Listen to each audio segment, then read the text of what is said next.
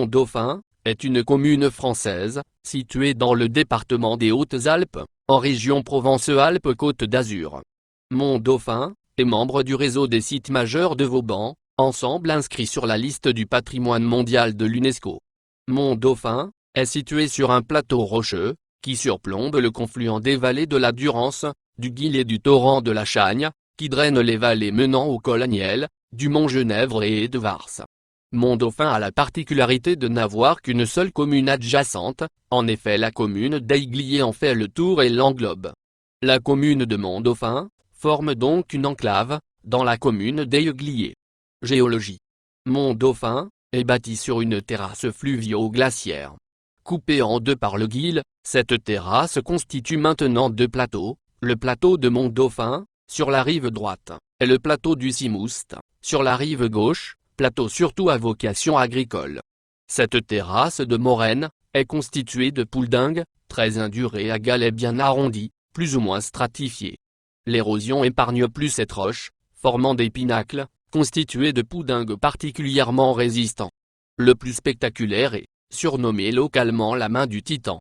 Une faille majeure, qui permet la remontée d'eau profonde, est à l'origine d'une source thermale, se trouve à son pied, plan de Fazy, ainsi qu'une source pétrifiante, à Réautier. C'est lors de la construction d'une place forte à la fin du XVIIe siècle, en mars 1693, que le plateau va devenir Mont-Dauphin, nommé ainsi en référence au Grand Dauphin, le fils aîné du roi Louis XIV. La place forte est située dans le Dauphiné. Le site se verra appeler Mont-Lion en 1793, qui sera orthographié Mont-Lion, pour redevenir Mont-Dauphin, en 1814. Avant la construction de la forteresse, ce plateau s'appelait Milorès, en occitan, ce qui signifie balayé par mille vents. Sur certaines cartes anciennes, le lieu est nommé Saint-Antoine du Bouchet, jusqu'en 1700. Histoire. Fondé en 1693 par Vauban, Mont-Dauphin est avant tout une place forte, destinée à verrouiller les accès des vallées de la Haute-Durance et du Guil. Mont-Dauphin est membre du réseau des sites majeurs de Vauban, inscrit sur la liste du patrimoine mondial de l'UNESCO, en juillet 2008. Invasion du Dauphiné en 1692. En 1692, durant la guerre de la Ligue d'Augsbourg, et malgré une alliance matrimoniale avec la France, Victor Amédée II, duc de Savoie, s'est joint aux Alliés, Angleterre, Autriche, Provinces-Unies, en juin 1690. De juillet à septembre 1692, à la tête d'une armée de 45 000 hommes, il envahit le Queyras, et la vallée de la Durance, pour créer une diversion, et diviser les forces françaises, dévastant tout sur son passage, ponts, villages, récoltes sur pied. Gap, Embrun, Guillestre sont pris et pillés. Seule l'arrivée de l'automne, et la petite Vérole, font faire demi-tour à l'armée piémontaise. Il est ainsi démontré, que les montagnes des Alpes, ne sont pas suffisantes pour arrêter une armée. La tournée d'inspection de Vauban, et la fondation de Mont-Dauphin. En septembre, sur ordre du roi, Vauban abandonne la réfection de la fortification de Namur, dont il vient de s'emparer, pour inspecter la frontière des Alpes. Après avoir fait une reconnaissance, la borne qu'il choisit, en novembre 1692, est une position conseillée par Catinat, surplombant par des escarpements de 100 mètres de haut, le confluent du Guil et de la Durance. L'ingénieur propose d'y construire une place forte nouvelle, destinée à verrouiller la population civile. Je ne sais point de poste en Dauphiné, explique-t-il, pas même en France, qui lui puisse être comparé pour l'utilité. C'est l'endroit de montagne, où il y a le plus de soleil, et de terre cultivée. Il y a même des vignes dans son territoire, des bois, de la pierre de taille, du tuf excellent pour les voûtes, de la pierre ardoisine, de bons plâtres, de fort bonnes chaux, et tout cela, dans la distance d'une lieue et demie, pas plus. Et quand Dieu l'aurait fait exprès, il ne pouvait être mieux. Comme à son habitude, Vauban a tout prévu, tout calculé et, notamment, le coût de l'entreprise, dans un abrégé estimatif de toute la dépense de Mont-Dauphin, il évalue les travaux à 770 000 livres, une somme raisonnable, dans une année de crise, car le royaume, entre 1692 et 1694, épuisé par les dépenses de la guerre, doit aussi faire face à la plus grave crise de subsistance du XVIIe siècle. Le projet est approuvé rapidement, le 4 mars 1693, notamment en raison de la qualité du roc de Mont-Dauphin, du pouldingue, et de l'abondance du marbre rose à aiguillé. La construction débute immédiatement, et l'essentiel est réalisé ou commencé quand Vauban inspecte la place en 1700. Avec la signature du traité d'Utrecht, et l'éloignement de la frontière, les seuls travaux concernent des aménagements de détail, et les adaptations indispensables aux évolutions techniques, est-ce jusqu'à la Seconde Guerre mondiale. La vie dans la place. La vie à Mont-Dauphin a toujours été décrite comme morne, ennuyeuse, voire déprimante, la longueur des hivers, l'isolement, une seule sortie vers Réguier, le vent permanent. Pour que les soldats vivent un peu mieux, les longues attentes de l'ennemi, Vauban a conçu un projet de ville royale complète, la population civile, soutenant le moral de la garnison. Les maisons sont construites sur un plan préétabli, avec des caves voûtées servant d'abri, un rez-de-chaussée réservé aux échoppes, un étage pour l'habitation, et enfin, un grenier. Des rues droites et larges suivent une gargouille centrale en marbre rose, des fontaines et des lavoirs sont des équipements urbains, qui facilitent la sociabilité de la vie quotidienne. Pour attirer la population, les terrains sont gratuits pour qui veut construire, et les habitants bénéficient de franchises d'impôts. Pour favoriser le développement de la ville, il est demandé le transfert d'administration de Guillestre, qui n'eut jamais lieu. Un marché et des foires sont institués en 1765, mais les contraintes, règlements sur les constructions, fermeture de la ville le soir, discipline militaire, une seule porte d'entrée, à l'opposé de la grande route, les inconvénients de la présence de nombreux soldats célibataires, limitent la population civile à un maximum de 500 habitants, au XVIIIe siècle. Bénéficiant de franchises fiscales, la communauté de Mont-Dauphin, réunie à celle d'Aiguillé en 1753, avec 3 consuls, dont le premier était toujours de Mont-Dauphin, a toujours maintenu un instituteur, financé grâce au privilège de non-taxe, sur le bétail à pied fourchu, entrant dans la place, et proposé une instruction gratuite. Après 1826, les écoles de filles et de garçons sont séparées.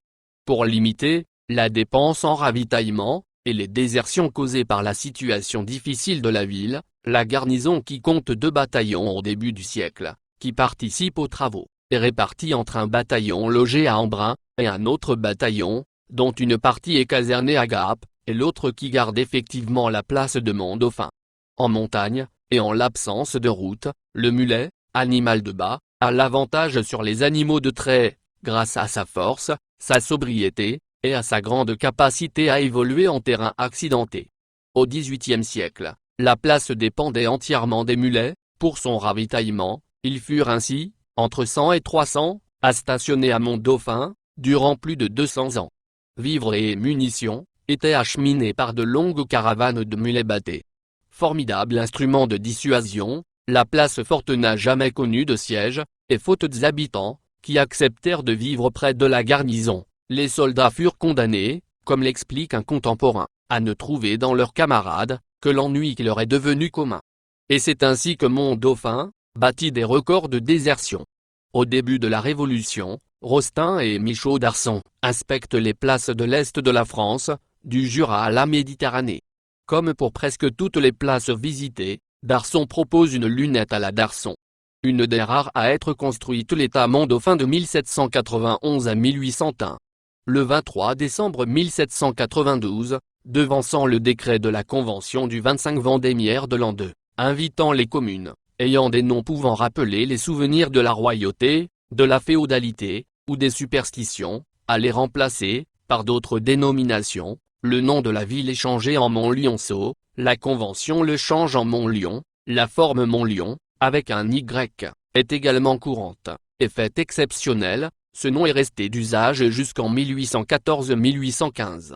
La conquête de la Savoie, puis la victorieuse campagne d'Italie de Bonaparte, éloignent le danger, la garnison est progressivement réduite, et les 120 canons, présents dans la place en 1792, lui sont retirés. Ils servent notamment au siège de Toulon. La place sert de prison à des moines espagnols, puis aux Autrichiens faits prisonniers en 1796-1797. Ils sont rejoints après 1808, par des Anglais du régiment royal Malte, fait prisonnier lors de la prise de Capri, par le général Lamarque, des soldats de la Légion allemande. En 1812, 2000 Anglais sont prisonniers à Mont-Dauphin, accompagnés de leurs femmes, et de leurs enfants. L'effet déprimant de la place, agit aussi sur ces prisonniers, dont certains s'engagent dans les armées françaises. En 1799, 800 hommes, des 74e et 107e demi-brigades de 2e formation, abandonnent matériel et drapeaux, pour fuir cette garnison particulièrement mal aimée. De 1799 à 1809, le commandant de place, est le général Carpentier, ancien prêtre. Le chef de bataillon Garnier lui succède, jusqu'aux 100 jours. Pendant les 100 jours, le commandant de place, est un colonel d'artillerie à la retraite, Cabrier. Après elle. Abdication de Napoléon Ier, avec le général Éberlé, qui commande à Briançon, il refuse le passage aux Alliés revenant de Grenoble, pour prendre la route du Mont-Genèvre. Le dernier bataillon sarde, ne passe le col que le 13 novembre. La garnison est réduite à un bataillon après 1815. La ligne de chemin de fer venant de Gap, arrive en 1883 à Aiglier, au pied de Mont-Dauphin. La ligne est prolongée, jusqu'à Briançon en 1884. De 1880 à 1914, la garnison se limite à 2 ou 3 compagnons d'infanterie, ou de chasseurs alpins, et une batterie d'artillerie à pied. Durant la Première Guerre mondiale, la place accueille des Serbes réfugiés.